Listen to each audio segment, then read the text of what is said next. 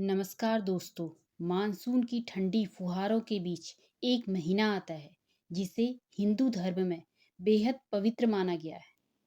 सावन माह क्यों कहा जाता है, इसे भगवान शिव का प्रिय समय क्या है, इसके पीछे की पौराणिक और आध्यात्मिक कहानी आज हम जानेंगे। सावन की महिमा, व्रत, पूजा और रहस्यों को।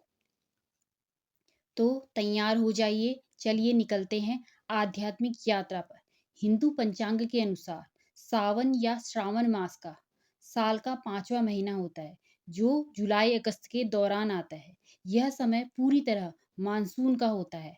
धरा हरियाली से भर उठती है, मौसम सुहाना और मन शांत होता है। इसी वजह से इसे आध्यात्मिक व पर्वों का महीना कहा जाता है। सावन शब्द श्रावण नक्षत्र पर आधारित माना जाता है।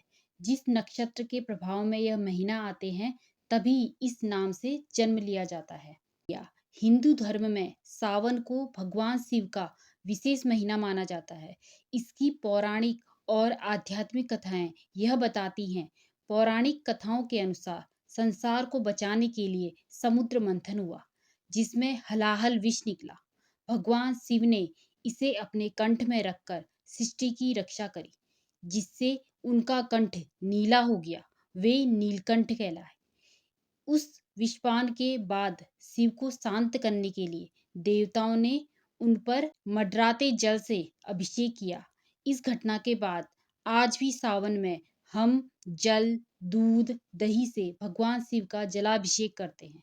यह महीना माँ पार्वती की तपस्या और भगवान शिव की स्वीकार्यता का भी समय है। कहा जाता है कि सावन में पार्वती ने कठोर तप किया और उसी समय शिव ने उसे स्वीकार किया।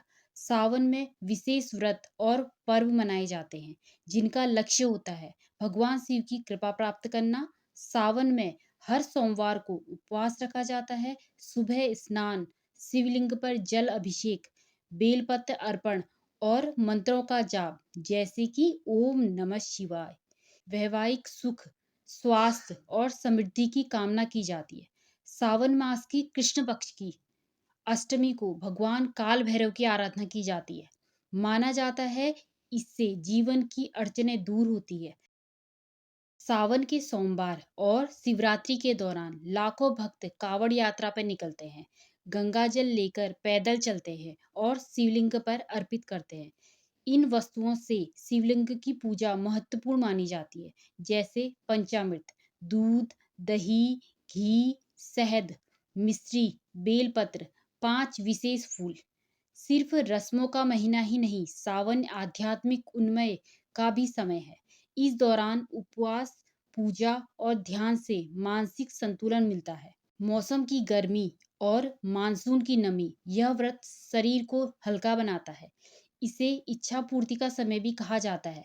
विशेष रूप से शिव भक्तों के लिए शुभ परिणाम लाता है। सावन में सिर्फ शिव का ही वास नहीं होता है, बल्कि त्योहारों का भी समावेश होता है।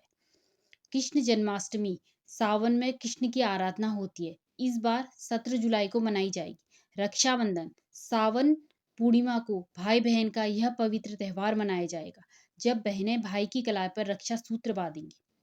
हरियाली तीज, सावन में आधे महीने बाद मनाई जाएगी। श्रद्धा, मेहंदी, झूलों और प्रकृति का उत्साह होता है। धार्मिक नियमों के अनुसार सावन में कई चीजों से बचना चाहिए, जैसे खट्टी मीठी युक्त दही, कढ़ी को न खाना, क्योंकि ये पहले शिव को अर्पित होती है। अधिक मांसाहार, झूठ, हिंसा व गंदगी से बचना चाहिए, ताकि आध्यात्मिकता बनी रहे। आज भी सावन जीवन में संतुलन लाता है। व्रत और पूजा के दौरान संयम आता है, आत्मचिंतन होता है और प्रकृति से जुड़ाव बनता है। विशेष रूप से मेघ मौसम में यह समय में अंदरूनी शांति लेते हुए प्रकृति का सम्मान करने की सीख देता है। तो दोस्तों, सावन सिर्फ एक महीना ही नहीं है, यह भक्ति भाव, तपस्या, आध्यात्मिक परिवर्तन और प्रकृति का संवाद का अद्भुत संगम है। चाहे आप उपवास रखें या नहीं, हम सभी कामना कर सकते हैं हर दिन हर समय शिव भक्ति में हो, जीवन में शांति, सुख और समृद्धि हो। अगर आपको यह वीडियो पसंद आया तो लाइक करें, अपने अनुभव कमेंट करके शेयर करें और चैनल को सब्सक्राइब करना ना भूलें। अगले वीडियो तक हर हर महादेव।